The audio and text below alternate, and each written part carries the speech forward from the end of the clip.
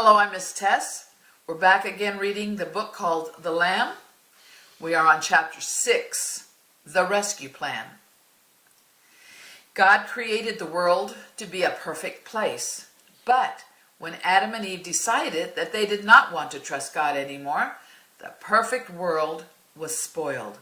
It became a place of sin. The Bible tells us that sin is what causes death. Sin always brings a lot of sadness.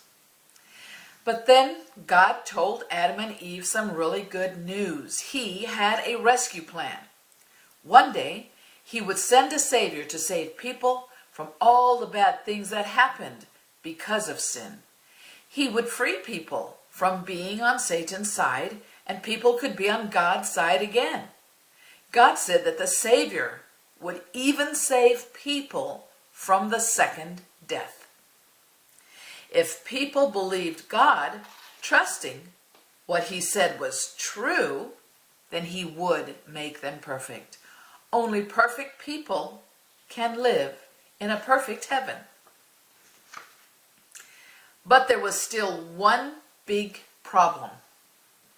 God could not make Adam and Eve perfect and let them go to heaven without doing something about their sin.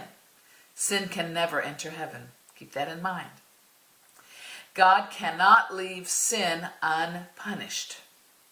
Adam and Eve had disobeyed God. They had joined Satan's side. Adam and Eve had sinned. God could not pretend that this had never happened. He could not ignore it. That would not be right or fair. All wrong must be punished. But how could God punish Adam and Eve's sin and not punish them? That is the very important question. You see, just as Adam and Eve had sin that needed to be punished, so do all of us. That's you and that's me. All boys and girls, all moms and dads, grandmas and grandpas, everyone who is born into this world does wrong things.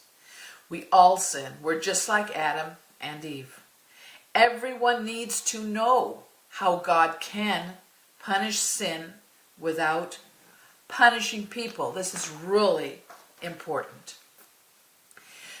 So God explained a little bit more about his plan. Because people did not understand just how bad sin was, God asked them to do something that would help them to understand. This would show them how sin could be punished without punishing people. God told them to find an animal, a lamb. The lamb had to be a male lamb, which is a baby sheep. And the male lamb is a baby boy lamb. It could have nothing wrong with it. It could not be sick or crippled. Its wool could not be falling out. It had to be perfect. They were to bring the lamb to an altar, a special place of death. The one bringing the lamb had to put his hand on the lamb's head. God said that if we did this, God would look at it as if all our sin was being placed on the lamb.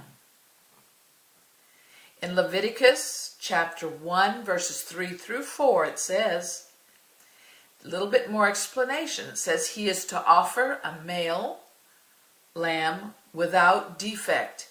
He is to lay his hand on the head of the offering, which was the lamb, and it will be accepted on his behalf, which means exactly what the Lord had explained. The man put his hand on the head of the little perfect lamb, and the man's sins were put onto the little lamb. The little lamb didn't do nothing wrong, but it was perfect. So the man's sin could go to the little lamb, and God would accept the man as having no sin again. But now something very sad had to happen once the man placed his hand on the head of the lamb.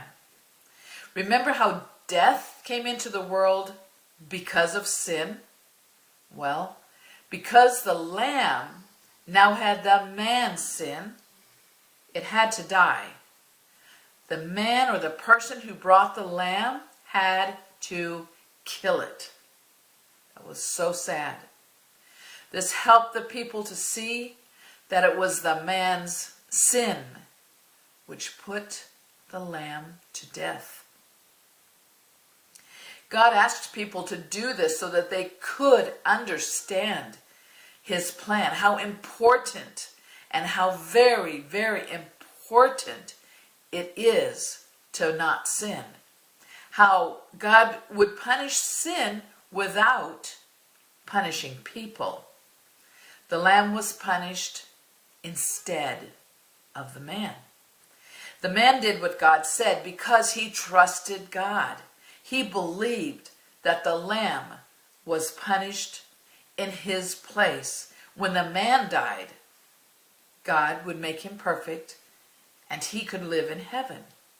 Aren't you glad God had a plan? It's just one way of showing that he loves us.